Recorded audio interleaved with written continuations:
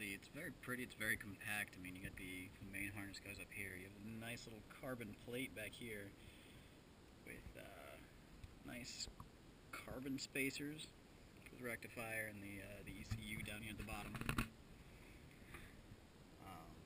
You get that's coils.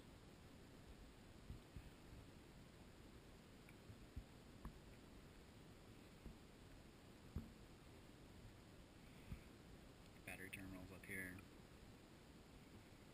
This is all airbox. I don't know what the fuck all these are. No, it's very compact and it just mounts on the side of the head there. It's very tiny. It's super nice.